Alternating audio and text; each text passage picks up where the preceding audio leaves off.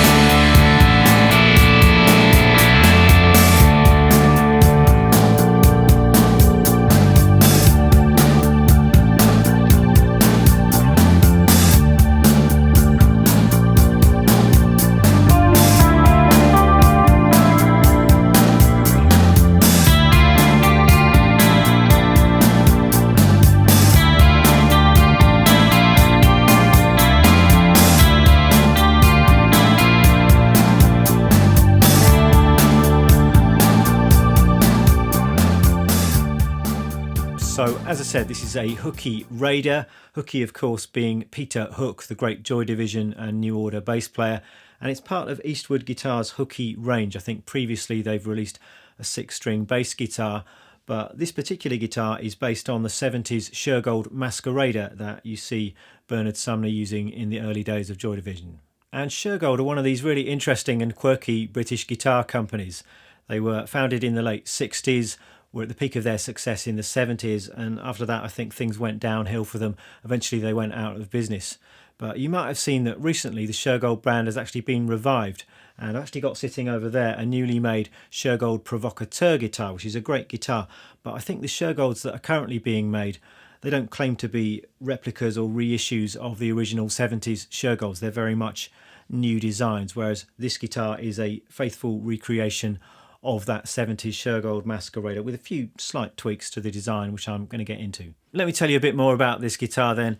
And I think this is a great looking guitar, and for me this really is quite an iconic instrument, and that might just be because I've watched too much of that early Joy Division footage. But it's cool, it's quirky without being too bonkers design wise. And what we've got here is an older body. It's nice and lightweight, and the guitar is actually very resonant when you play it unplugged. And then we've got a maple neck and fingerboard, and notice that we've got a 0 fret here, which is like the original Shergold Masquerader design. And down at this end we've got a pair of humbuckers. These are Eastwood designed PAF style humbuckers. Got a volume and tone control, and then we've got this interesting pickup switching system, which I'm going to be explaining in just a moment. But I should just let you know what other gear I'm playing through today. So the amp is my AC30. It's a 1990s reissue with the blue Celestion speakers, and I've got a few pedals down at my feet here as well. I've got a delay pedal, it's a Belle Epoque Deluxe from Catlin Bread. Distortion is coming from a Proco Rat, and I've also got a Boss CE2 chorus and BF2 flanger, so I'm going to be turning those on and off throughout the video. I'll try and indicate on screen exactly what it is you're hearing.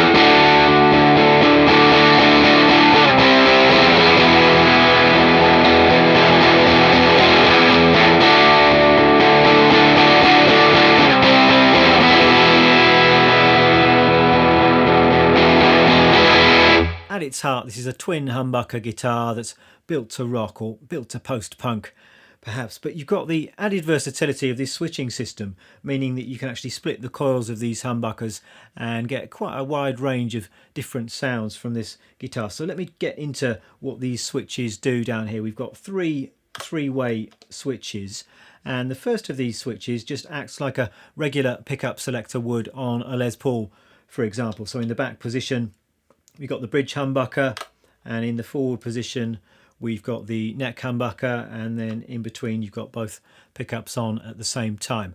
And then the switches underneath are controlling the individual sound of the pickups, and we've got 3 sound options for each of these pickups. It can be a humbucker, or it can be a single coil, or it can be a modified single coil. And the modified single coil sound is based on something called an Eldred mod, which is not something I've heard of before, but apparently the signal is going through some kind of special capacitor which changes the tone, makes the single coil a little bit darker and a bit more filtered sounding. So the middle switch is controlling the bridge pickup. In the back position it's acting as a humbucker, and then in the middle it's the regular single coil, and then in the forward position you've got the modified single coil, and then the bottom switch does exactly the same thing for the neck pickup. So it's pretty versatile and lots of options there, and somebody who's better at maths than me could probably tell me exactly how many sound permutations you've got available here, but it's going to be quite a lot, isn't it, making for a nice versatile guitar. Let's check out some of the core sounds of this guitar then. I'm going to start with both pickups in humbucker mode, and I'm just going to play around with the selector switch so you can hear the bridge humbucker, the neck humbucker, and then both pickups together.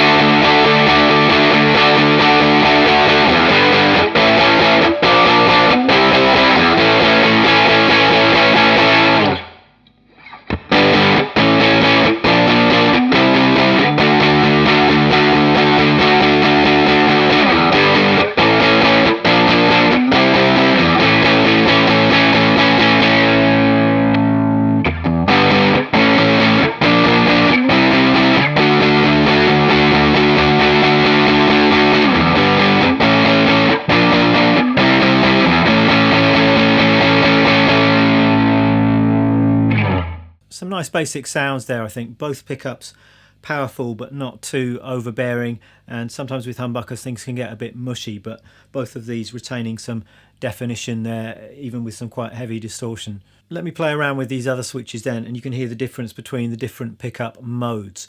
Remember, we've got humbucker and two different flavours of single coil. So starting with the bridge pickup in the humbucker setting.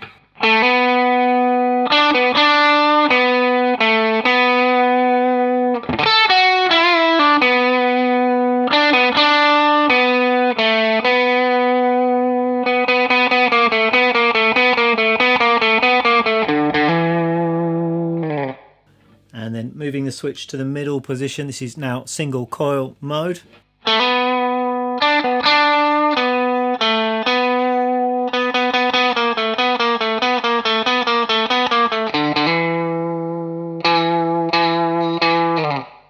And moving that switch once again, so now we're in modified single coil mode.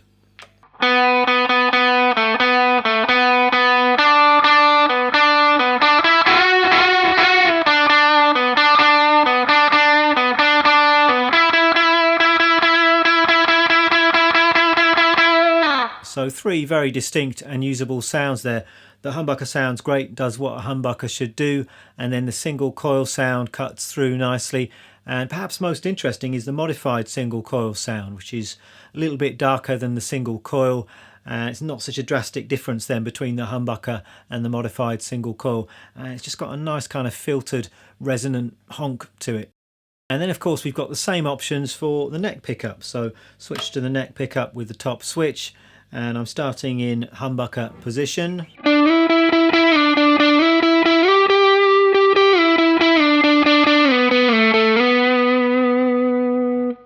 And then single coil.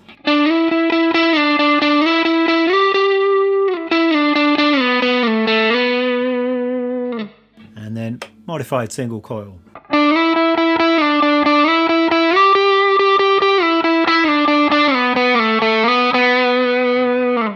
Then of course we have the option of both pickups on at the same time, and once again playing around with the different flavours of pickups, so various combinations of humbucker and single coil. Lots and lots of possibilities here, so I'm just going to have a play and I'll demonstrate a few of the favourites that I've found as I've been messing around with this guitar.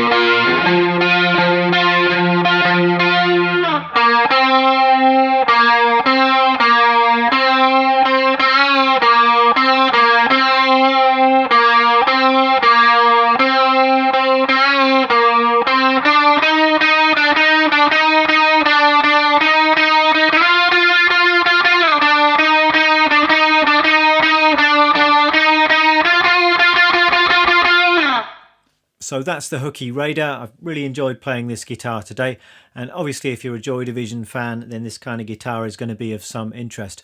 But I think over and above the obvious inspiration behind this guitar and the Joy Division connection, this is a great instrument. It's very, very versatile, and particularly if you're into post-punk or indie type music, then this guitar would be well worth checking out. Thanks very much for watching this video. I will see you next time.